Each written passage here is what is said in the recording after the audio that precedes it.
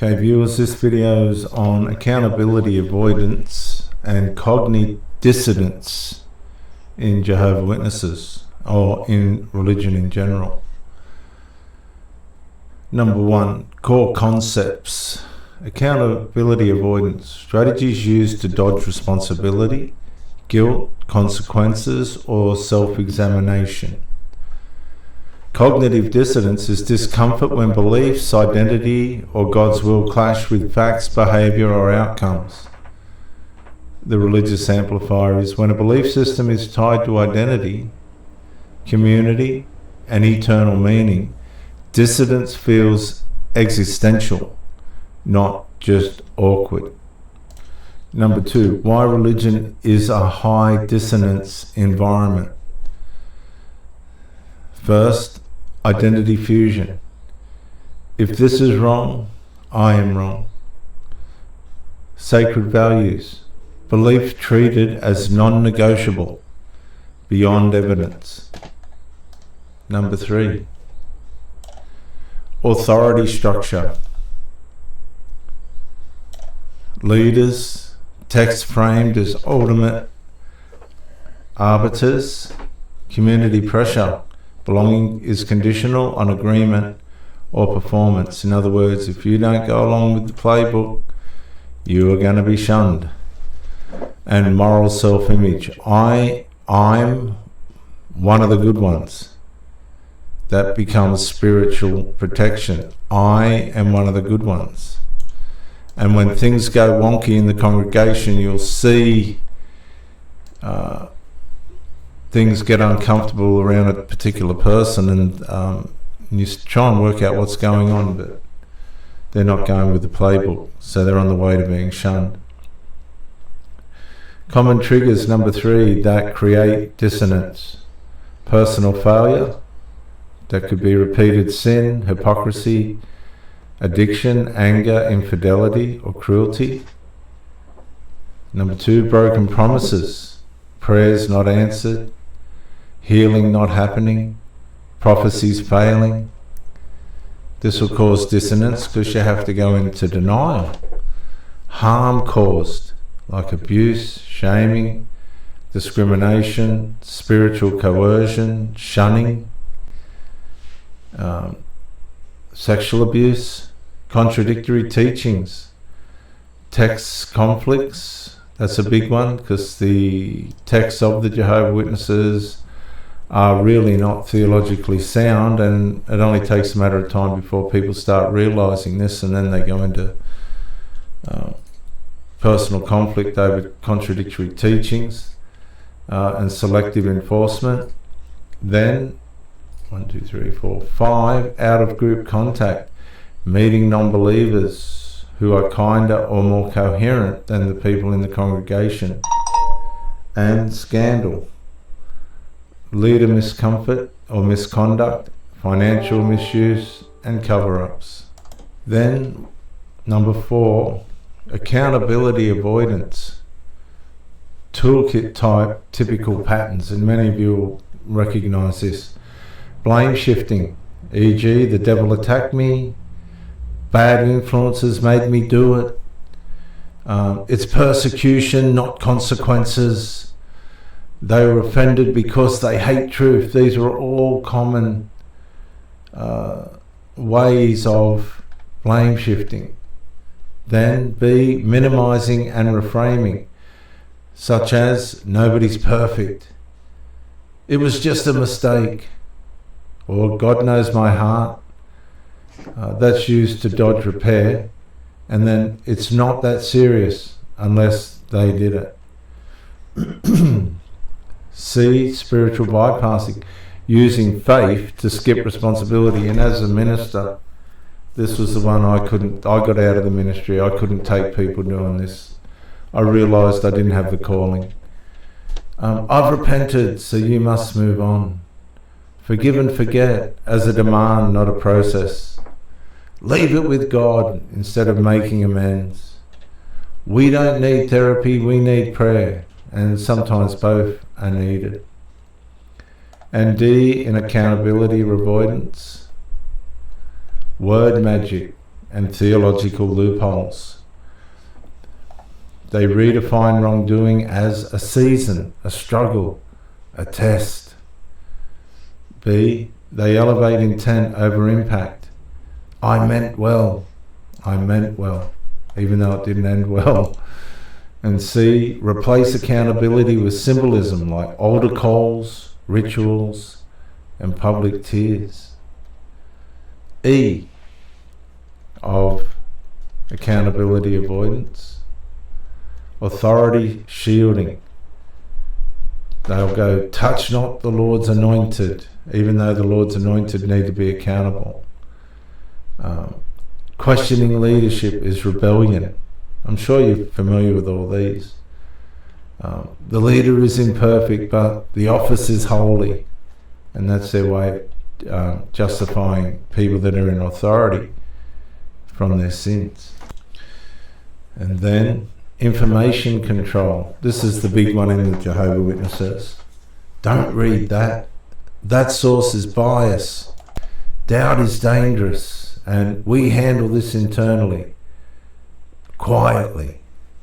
We've all heard that one, particularly in the Jehovah Witnesses, but not exclusive to. And then G in accountability and avoidance. Social enforcement. Social enforcement. Shunning, gossip, pressure to conform.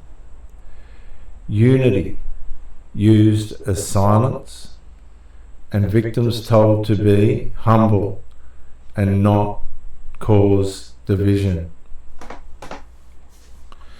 Then we go to my next part, number 5, cognitive dissonance reduction strategies. How the mind resolves pain. Number 1, changed behaviour. Rare but healthiest, confession plus repair plus consistent change. Change belief. This is costly socially. Leaving, deconstructing, and reforming theology. That's a very hard one because, of course, that makes you an apostate in most religions. Number 3, add new beliefs to protect identity, like God's ways are mysterious and suffering proves we're chosen, that kind of thing. D, change perception of evidence. Change the perception of the evidence. Dismiss, reinterpret, cherry pick, or spiritualize contradictions. Seen all this? And then E, double down. More zeal, more rules, more certainty, and that equals more enemies, of course. And then F, compartmentalization. Faith is here, reality is over there, don't mix them. And then group level patterns. Now this is point 6. Group level patterns when avoidance becomes a culture. Because this is what happens. You have to live in avoidance in the Jehovah Witnesses because there's too many contradictions, there's too many deceptions. You know, it all ended in 1914, but they pushed on anyway. And the people that were running the organisation pushed on because it was financially viable, not because it was spiritually healthy. And when it comes to group level patterns, when avoidance becomes a culture, you'll see scapegoating. Blame, like worldliness, youth, outsiders, liberals, media, or even demons. Moral licensing. We're doing God's work, so our flaws don't count. Institutional self-preservation. Protect reputation. Protect the reputation of the organisation over people. And then selective outrage. Punish minor sins. Ignore major harms if committed by insiders. You'll see that a lot. You'll see them running around trying to fix and punish little sins while there's big stuff going on in the background that they have to ignore because the whole thing will fall to the ground otherwise. And then narrative control. Testimonies highlight wins. Failures are hidden or blamed on victims. And then we have point number 7, human cost. Human cost. The victims silenced, blamed, pressured to reconcile without resolve and without safety. The human cost to members: anxiety, guilt cycles, fear of doubt, identity confusion. The human cost to leaders: ego inflation, unchallengeable power, isolation, risk of abuse.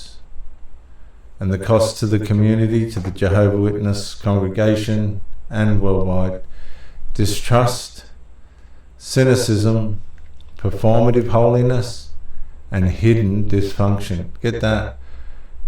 Performative holiness, but there's hidden dysfunction. Point number 8, healthier alternatives, accountability without losing faith. Number 1, impact to intent. Impact to intent. I didn't mean it. Doesn't erase harm. I didn't mean it. Does not erase the harm. So there has to be a step up. Excuse me, viewers. Number 2, repair over performance. Apologies plus restitution plus change behavior begins resolve. I'm going to say that again. Apologies plus restitution plus change behavior begins the road to resolve. Healthier alternatives: boundaries are allowed. Forgiveness, access, reconciliation. Now, the access may need to have boundaries around it, and so might the forgiveness. But if that brings reconciliation, at least to the person's mind, maybe not between the two people, that's probably the most important thing. Because there's a lot of people that will never forgive the Watchtower and the people that are in it for the deception and what they did in wasting all those years in lies. Permission to question. Faith that can't survive questions is just fear with candles. Okay, and you'll see this a lot, even in Parliament. Faith that can't survive questions is just fear with candles. And then humility practice. Leaders confess, submit to standards, and accept consequences. That's how you practice humility. Confess, submit to standards that are acceptable, and accept the consequences that are due. And clear ethics, consistent rules, transparent finances, and documented processes. Then we get to 9 practical indicators, signs of avoidance culture. These are signs of avoidance culture, viewers. More talk about honour and unity than truth and safety. Number 2, criticism labelled rebellion. That's like when you're, take the Islamic ideology for instance, asking questions about pedophilia or violence, you're going to get called Islamophobic. Well, in the Jehovah Witnesses, they call you mentally diseased. And they can get in trouble for doing that, by the way. They can get in serious trouble for doing that. Number 3, victims pressured to be silent or forgive fast. This is signs of avoidance culture. Victims pressured to be silent or forgive fast. Excuse me. And consequences replaced by restoration with no safeguards. So there's been no accountability. And so restoration without accountability is not restoration at all. It's like building a house on sand. It's going to fall.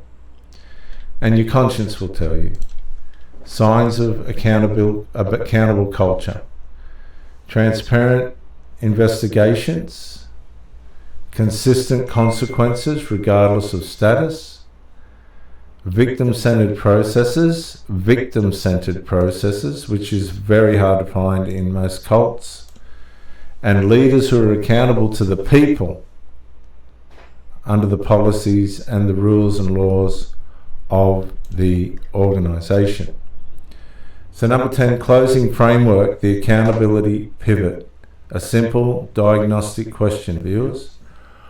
What would responsibility look like here if we weren't allowed to use religion as an escape hatch? And that's what people do. They're taught to use their religion as an escape hatch. And that's usually where the truth is hiding. And this is part of the reason why I could not be a minister, because I just could not deal with people or organisations that weren't honest. I hope this helps. I'll see you in the next one, viewers.